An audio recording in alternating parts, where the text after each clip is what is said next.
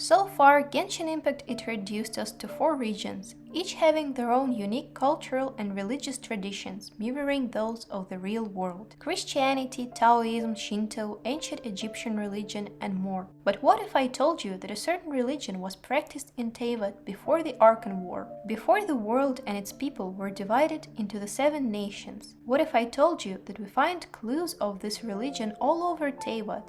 And the Church of Favonius are not only aware of it, but they have a special group of people protecting secrets of the old days. What if I told you that most ironically, the clue to finding out the truth is located at Mondstadt cemetery? Hey guys, it's Annekkipu again. Thank you all for watching this video. It's been a bit hard for me lately to make lore videos since I felt awkward using my real voice in previous videos, but let me know in the comments if you like them. It would help me understand what y'all want to see next. Let's get straight to our theory. The Church of Favonius in Mondstadt is a religious organization tightly connected to the administrative center of the city, or the Knights of Favonius. The organization has a big influence over the region. They participate in all the events, have their own patrol over the region's borders, and the head of the church is even currently accompanying the Grand Master in the expedition concerning some dangerous secrets of old days. Their church bears resemblance to a certain real-life building. Their hierarchy bears titles and structure from a certain real-life religious organization. Religion of Mondstadt is much more monotheistic than, for example, a religion of Liyue, having temples built for their legendary heroes. And their symbolism doesn't need any commentary. But take a walk behind the cathedral and you'll find a cemetery. Does anything stand out to you? Right, that one grave is very different from the others, and here's why. The gravestone itself is in the shape of a Celtic cross, a symbol connected to another real-world culture predating Christianity. Whose grave might it be? Let's take a look at these 2 representatives of modern Mondstadt, whose clans originate from the times before Barbados became an Archon. Jin and Diluc, whose last names are Gunhildr and Regenbinder.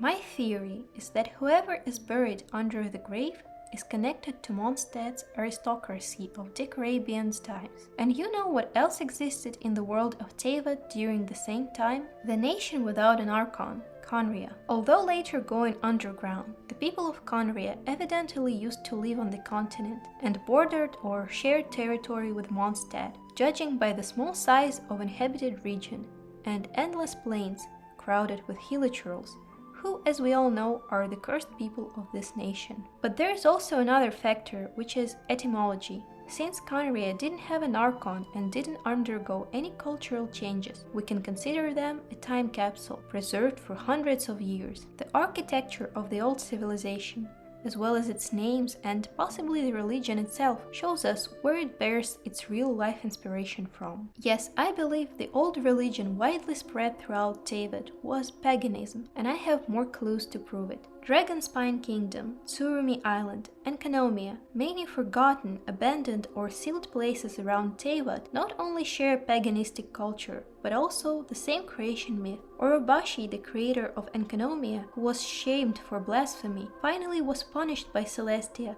for finding out the truth about Teyvat's creation, the primordial one, the one god who created its 4 shadows, gods that were evidently worshipped by ancient civilizations. khaenri'ah theoretically declined the rule of 7 archons, since they remembered the primordial one as a god, as can be seen in the Hilichurlian language, where the word for one and for God is the same thing. And who knows what were the true reasons behind the chemia experiments that brought the punishment of eternal curse over the people of khaenri'ah and left a hole in the fabric of the sky. Now, why Mondstadt? Well, their Archon seems to care less about concealing the real history of the region, so let's take a closer look. Once free and potentially paganistic people of the land were united in a kingdom of Mondstadt created by Decarabian, the tyrant that built a giant city where he could watch over all of his people, even assigning them to certain places to live. The people rebelled against Decarabian, and the Gunhildr clan eventually found a new place where the City of Freedom was established. Interestingly, it was not the same city we now know. Ruled by the aristocracy, the city was known for its bloodthirsty entertainment in the form of gladiator fights, slavery, and generally unfair administration. Since when the city of Mondstadt was established, we see gladiator fights being held in the city. I believe that the Colosseum was used between the Caribbean era and the era of the aristocracy. And taking into consideration the bloody rituals of the Windbloom Festival before Barbados, I believe the fights might have been another ritualistic events connected to worshipping the primordial one, or one of the four gods, his shadows, that we don't know about yet. After overthrowing the aristocracy, people of Mondstadt established the Knights of Favonius as well as the Church of Favonius to ensure the fair treatment of all of the inhabitants of the City of Freedom, but also for another reason. Next to the old Colosseum, we find mysterious statue. Another similar clock statue can be found on a forgotten island east to Mondstadt. The statues, as well as the island itself, are tributes to the goddess of time, worshipped not only by the people living in these lands, but also the sealed away Enconomia. And the Church of Favonius had never forgotten about the old gods. For generations, a family working for the church has been tasked with watching over the island of time, making sure no one will learn the truth and bring the wrath of the sky upon Mondstadt.